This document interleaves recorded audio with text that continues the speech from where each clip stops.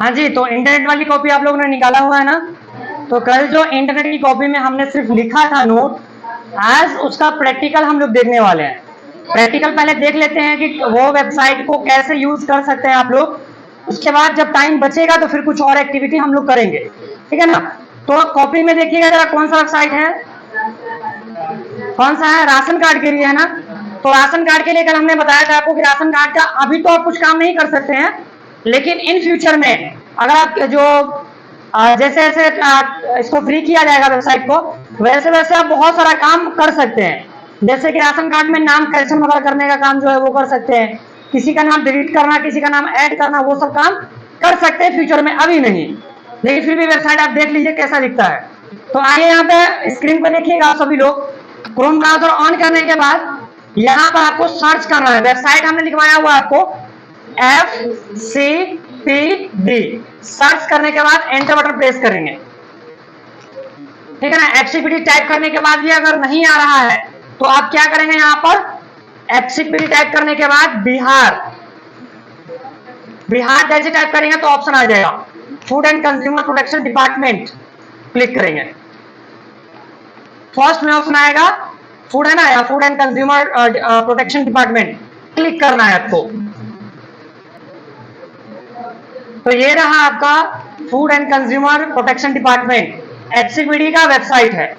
यहाँ पे है, वेबसाइट अच्छे से देख लीजिएगा, वेबसाइट को डिजाइन करके बनाया गया है, अच्छा है। अगर आपको इसमें कुछ करना है तो आप नीचे आइएगा, पहले सब कुछ चेक कर लीजिएगा, ठीक है ना। यहाँ चीफ मिनिस्टर का जो है वो नंबर यहाँ पे दिया हुआ है, हालांकि उनका पर्सनल नंबर तो नहीं है, ऑफिस का नंबर हो सकता है। वेबसाइट कुछ इस तरीके से दिखता है, इतना समझ लीजिए। इसके आगे का प्रोसेस आप ज्यादा कुछ कर नहीं पाएंगे, इससे पहले भी आपको बता चुके हैं। तो यहाँ पे क्लिक करने के बाद जब मेन्यू वाला ऑप्शन आता है, इस पर क्लिक जब करेंगे तो यहाँ पे बहुत सारी चीजें हैं, आप क्लिक करके देखिएगा जरूर। यहाँ पे लॉगिन का एक ऑप्शन आ रहा है, लॉगिन मतलब एडमिनिस्ट्रेटिव यूजर का है, इस पर यहाँ डिपार्टमेंट यूजर है। तो ये सब डिपार्टमेंट जो इस वेबसाइट मतलब जो इसके हेड हैं उनके लिए यहाँ पे यूजर आईडी और पासवर्ड के लिए यहाँ पे दिया हुआ है। बाकी यहाँ पे कुछ कुछ चीजें हैं जो आप खुद से कर सकते हैं, जैसे यहाँ पर फार्मर्स का रिपोर्ट देख सकते हैं और फॉर्म्स रिपोर्ट देख सकते हैं। मतलब इसमें ज्यादा कुछ कर नहीं सकते, आप खुद से क्लिक करके देखिएगा, ठीक है ना। इतना बता करके इसको स्किप करते हैं। नेक्स्ट बताइए क्या है, लेबर कार्ड के लिए। तो लेबर कार्ड के लिए वेबसाइट जो बनाया गया है इसका क्या है, BOCW.बिहार, ये हो गया आपका लेबर कार्ड के लिए। सर्च करने के बाद एंटर बटन को प्रेस करेंगे तो फर्स्ट में ही ऑप्शन आएगा, यहाँ पर क्लिक करना है इस पे। जब आप क्लिक करेंगे तो ये आपका आ जाएगा BOCW.बिहार का जो वेबसाइट है ये यहाँ पे शो करेगा। अगर मान लीजिए कि आपको क्या करना है, देखिए यहाँ पे जो है वो लेबर डिपार्टमेंट का जो हेड है, लेबर डिपार्टमेंट, जैसे कि केवाईपी आप कोर्स कर रहे हैं तो केवाईपी कोर्स भी लेबर डिपार्टमेंट में ही आता है, श्रम संसाधन विभाग में ही आता है। तो इस केवाईपी के भी जो हेड है वो यही है, doctor B Rajendra IAS officer है, ठीक है ना। श्रम संसाधन विभाग ये पटना ऑफिस में बैठते हैं, हम लोग कई बार गए हैं तो वहां हम लोग देखे हैं, श्रम संसाधन विभाग वही है, ठीक है ना। तो यहाँ पर अगर आप देखेंगे तो यहाँ पे देखेंगे लेबर रजिस्ट्रेशन का ऑप्शन आ रहा है, स्कीम एप्लीकेशन का ऑप्शन आ रहा है। तो यहाँ पर लेबर रजिस्ट्रेशन का जो ऑप्शन आ रहा है इस पर आप क्लिक करेंगे। अगर किसी का रजिस्ट्रेशन करना होगा तो उसके बाद यहाँ पर अप्लाई फॉर न्यू रजिस्ट्रेशन का ऑप्शन आता है, इस पर करना है क्लिक। जब आप क्लिक करेंगे तो यहाँ पर रजिस्ट्रेशन फॉर्म ओपन होगा और आप रजिस्ट्रेशन फॉर्म भर करके लेबर कार्ड के लिए अप्लाई कर सकते हैं। फिर जो लेबर डिपार्टमेंट का जो हेड होते हैं या जो इसके ऑफिसर्स होते हैं वो अगर इसे वेरीफाई कर देंगे तो फिर आपका लेबर कार्ड जो है वो बन जाएगा। व्यू रजिस्ट्रेशन स्टेटस चेक कर सकते हैं आप, या पेमेंट चेक कर सकते हैं। लेबर डिपार्टमेंट जानते हैं कि आप जो है मनरेगा के अंतर्गत जो है साल में 100 दिन तक रोजगार देने का वादा किया गया है ना। उसमें जो रोजगार का जो मसला है वो मुखिया के हाथ में होता है, और मुखिया जो है वो क्या करता है, कैमरा चल रहा है इसलिए नहीं बोल रहे हैं, नहीं तो बोल देते, ठीक है ना। बताएंगे आपको अभी। इसमें से आप में से आपके माता पिता में से कोई प्रतिनिधि नहीं ना है, मुखिया, वार्ड मेंबर, समिति वगैरह कोई नहीं ना है, नहीं तो उनको लगेगा गुस्सा, गुस्सा आएगा उनको, ठीक है ना। हाँ ये भी बात है कि सब एक जैसे नहीं होते हैं, ये भी है। चलिए, तो यहाँ पे आधार सत्यापन का ऑप्शन आ रहा है, इस पर क्लिक करेंगे। प्रोसेस है, आप वेबसाइट समझ लीजिए, ठीक है ना। तो वेबसाइट इस तरीके से कुछ है, आप देख सकते हैं। होम पे क्लिक करेंगे तो वापस आप होम पेज पे आ जाइएगा, रिटर्न, ये इस तरीके से। साइबर सिक्योरिटी ऐसे बोलिए ना। तो ऑनलाइन से रिलेटेड, जैसे कि हमने कल आपको बताया था कि अगर आपको कोई भी कंप्लेंट दर्ज करना है ऑनलाइन से रिलेटेड, सोशल मीडिया क्राइम से रिलेटेड, तो आप जो है डायरेक्ट वेबसाइट पे जाकर के अपना कंप्लेंट दर्ज करेंगे। इसके लिए आपको जाना पड़ेगा, यहाँ पर वेबसाइट का नाम है साइबर क्राइम या साइबर सिक्योरिटी भी आप सर्च कर सकते हैं। हम साइबर सिक्योरिटी सर्च करते हैं, साइबर सिक्योरिटी सर्च करेंगे।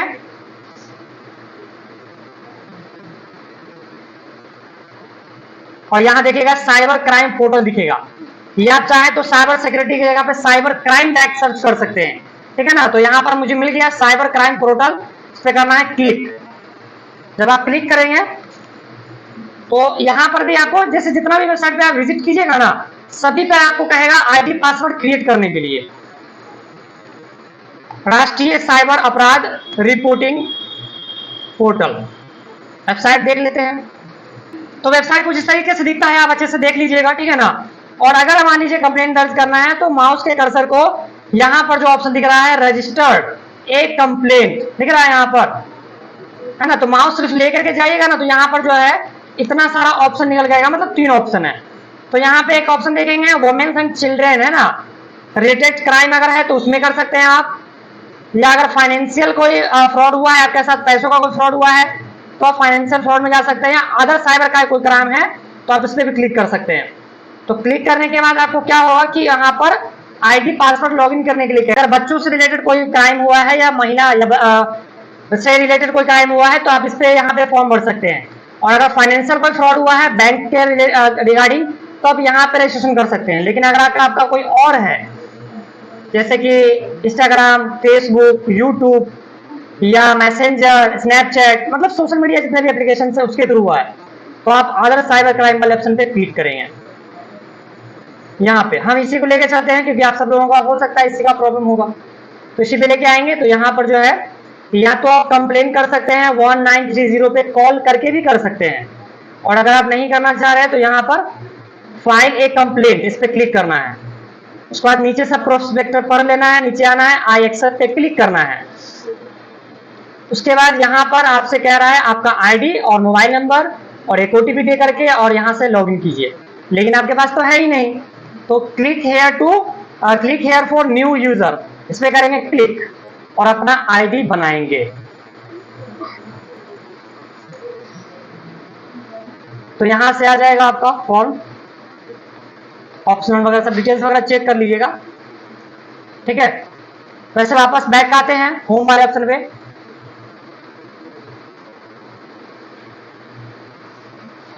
और कोई नेक्स्ट है क्या? कौन सा है? Call history. कॉल हिस्ट्री में क्या होता है कि आप जो है एक सिर्फ और सिर्फ एप्लीकेशन डाउनलोड करेंगे मोबाइल से। मोबाइल का ये, लैपटॉप में नहीं कर पाएंगे इसको। मोबाइल में जाइएगा प्ले स्टोर पे और उसमें जा करके E2 PDF डाउनलोड कीजिएगा और वहां से आपको पता चल जाएगा। अगर आपके फोन में जैसे जिसमें डाउनलोड कीजिएगा उसमें अगर मोबाइल नंबर सेव होगा, जिस नाम से सेव होगा वो नाम शो करेगा, जो नाम से सेव रहेगा वो नाम शो करेगा, कितने बजे कॉल आया है, कितने तारीख को कॉल आया है, कितना मिनट बात हुआ है, आपने कॉल किया है कि उसने कॉल किया है, सारा डिटेल आपका निकल जाएगा, है ना। बाबू सोना जो करते हैं, बाबू ने खाना खाया, बाबू के पिताजी को पता चलेगा तो आप ही को खा जाएगा, है ना। चलिए ठीक है, तो इसको ज्यादा ये नहीं लेना है। आप अगर सोच रहे हैं कि हम जो कर रहे हैं वो हम ही सिर्फ जान रहे हैं तो ये भूल मत रखिएगा। आपका मोबाइल कभी भी किसी भी व्यक्ति के हाथ में अगर चला गया, जो मोबाइल का सही जानकार होगा तो आपका पूरा हिस्ट्री निकाल लेगा कि कहाँ गए थे, कब मिले, किससे मिले, कितना फोटो क्लिक किए, कितना देर कितना समय तक रुके हैं आप। मतलब कुल मिला के कहें तो मोबाइल जितना हेल्पफुल है उतना डेंजरस भी है, ठीक है ना। डेंजरस उसके लिए है जो कुछ गलत करता है ना। तो ये चीज है। और हाँ, हमेशा ध्यान रखिएगा अपने मोबाइल के ईमेल आईडी को और ईमेल आईडी का पासवर्ड को अपने क्लोज फ्रेंड को भी शेयर नहीं करना है, समझ रहे हैं? मतलब अपने क्लोज फ्रेंड को भी शेयर नहीं करना है, नहीं तो वो सारा एक्टिविटी आपका मोबाइल को रीसेट मार सकता है वो 1 सेकंड के अंदर में। अगर आपने अपना फोन का ईमेल आईडी और उसका पासवर्ड किसी को दे दिया है तो वो क्या करेगा, आपके फोन का सारा एक्टिविटी चेक कर लेगा कि आपने कब बात किया, कितना बात किया, किससे मिले, कैसे मिले, सब मिल जाएगा, है ना।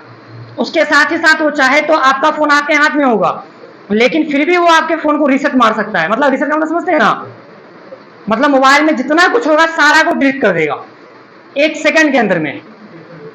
तो ये चीज है, तो हमेशा ही सिक्योर रखें और अपने ईमेल का आईडी का जो पासवर्ड है हमेशा ही चेंज करते रहें।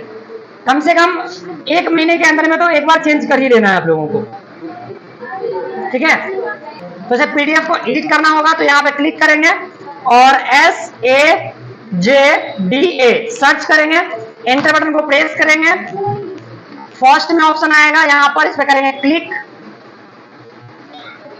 और क्लिक करने के बाद यहाँ पे एडिट ए फाइल, यहाँ पे दिख रहा है पीडीएफ डॉक्यूमेंट, तो इस पे करेंगे क्लिक। क्लिक करने के बाद अपलोड पीडीएफ फाइल को अपलोड करेंगे। जहां कहीं भी रखा हुआ है उसको सेलेक्ट कर लेना है, पीडीएफ का फाइल। ओपन करने के बाद यहाँ पर पीडीएफ ओपन हो जाता है। अब इसके अंदर हम जो चाहें बदलाव कर सकते हैं। जैसे अगर हम चाहें यहाँ पर कि अगर इसका नाम बदल के कुछ और करना है तो इस पीडीएफ वाले ऑप्शन में यहाँ पे करेंगे क्लिक और इसे कर देंगे बैक, और यहाँ पे क्या कर दे,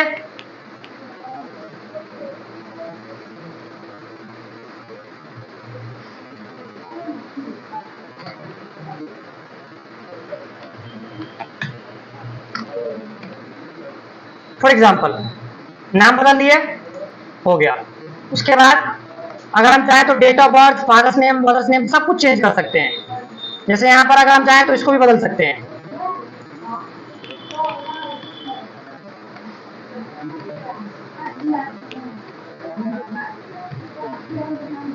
समझ में आ रहा है?